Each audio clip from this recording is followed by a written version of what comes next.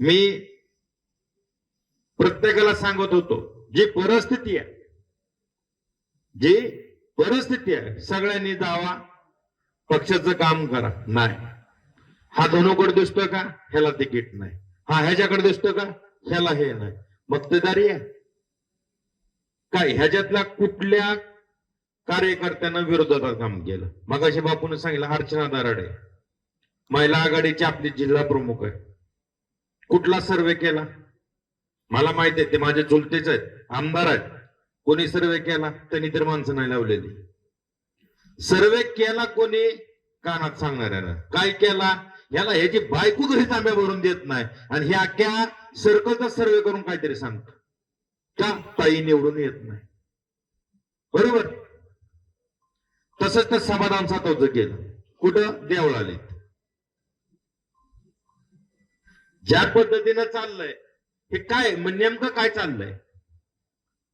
आज ते समाधान सातव असेल, अर्चनाताई असेल, बापू बरोबर तुमचं सर्कल असेल, या सगळ्या लोकांनी, अहो तुम्ही ज्या वेळेस शिंदे साहेबांबरोबर गेले सत्ता स्थापन करायला, त्यावेळेस इथं काय परिस्थिती, त्या परिस्थितीमध्ये आमच्या खांद्याला खांदा लावून तुमच्या सगळ्या बरोबर, सगळ्याच्या पुढे एक पाऊल ही सगळी मंडळी होती. आज त्यांची तिकीट कापली. मग मला एकट्याला तिथे मिळून काय करायचं? अँकरिंग राहुल तू चांगला करतो, तू सांगितलं, ज्याला हिशोबात घेतल्याशिवाय जिल्हा परिषदेचा अध्यक्ष होत नाही, नक्कीच होणार नाही. पण जर असे सहकार्य सोडून जर मी तिथे गेलो तर मला जी पण गरज मला वाटतं तिथं लागणार नाही. कारण मला या सहकार्यांची गरज आहे आणि ह्या सहकार्यासाठी उठाव केलाय. कारण कार्यकर्ता सक्षम झाला तर नेता सक्षम होईल. आज मगनदास आहे इथं, ते पोरग चांगलं काम करतंय. पंचायत समितीचं बीडीओचं ऑफिस नाही. माझी पत्रकार बांधवांना विनंती आहे खास करून, तुमच्या पंचायत समितीचं बीडीओचं ऑफिस सुद्धा एवढं चांगलं नाही तेवढी त्याची ग्रामपंचायत एक नंबर आहे.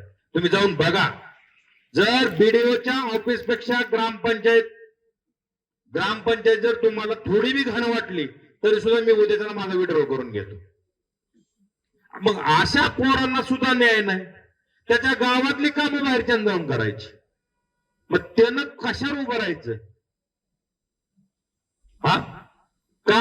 तर तू धनोसाहेबाबरोबर फिरतो. अरे धनोसाहेब काय मग तिकडं एमआयएमचं काम करतोय वय? सांगणाऱ्याला लाज वाटायला पाहिजे. आपण काय सांगतोय? म्हणजे सगळ्याच नेत्याचं काम त्या धतराष्ट्रासारखं झालंय सर. आणि सगळ्यापाशी एक एक संजय झालाय. त्यानं सांगल तीच खरं. मग एक तर संजय बदलावं लागल ना, तर धतराष्ट्र बदलावं लागल. मग काय बदलायचं? दोघं बी ह्याचा बी विचार आपल्याला करावा लागेल ना. अध्यात्म मला बी चांगलं जमतं, अध्यात्म मी पण करतो. अध्यात्माचे दाखले जर तुम्ही द्यायला लागलात तर आधी आचरणात आणा, मग दाखले द्या. कारण बोलायला भरपूर आहे. वडीलधाऱ्याचा मान ठेवणं माझं काम आहे. मी मान ठेवतोय. याचा अर्थ असा नाही की मी बी राजा हरिश्चंद्र आहे.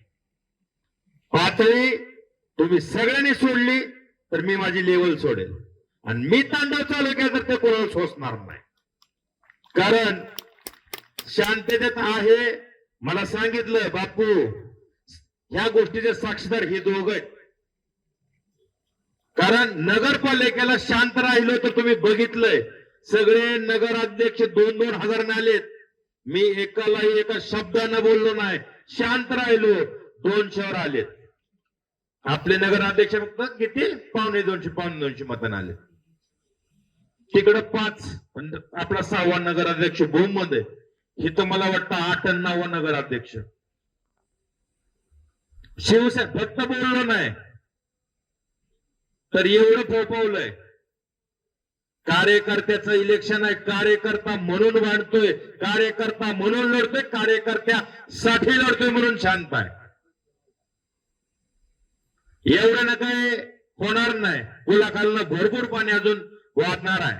ना हा कार्यकर्ता माफ करेल ना हा धनंजय सावंत बसेल.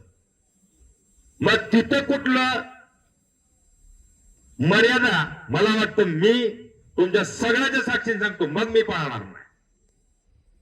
कारण हे पोटतिडक एकट्यासाठी नाहीये ना, एकट्यासाठी एकट्यावर अन्याय होतोय म्हणून बी नाही, मला काय अधिकार पाहिजेत म्हणून बी नाही. मी परवा मला वाटतं एबीपी माझ्याच्या इथं पत्रकार आले होते परवा माझ्याकडे बाईट घ्यायला. मी त्यांनाही सांगितलं होतं ही लढाई कार्यकर्त्याच्या अधिकारासाठी नाही.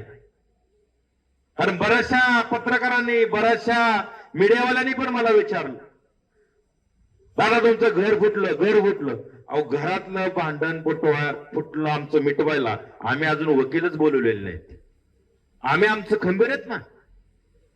चुलता म्हणून मी त्यांना कधी काय बोललो नाही, पुतण्या म्हणून ते मला कधी काय बोललो नाही. पण हा जिल्हा मराठवाडा अफवेवरती खूप चालतो, अफवेवरती खूप चालतो. आपल्यातल्याच काही भांडवलाने सांगितलं, साहेब धनु साहेबाला असे म्हणले, धनु साहेब साहेबाला तसे म्हणले, झाला कार्यक्रमच लागला. ज्यानं घराचं वाटोळ केलं त्यानंच तुमचं राजकारणातलं वाटोळ चाललंय.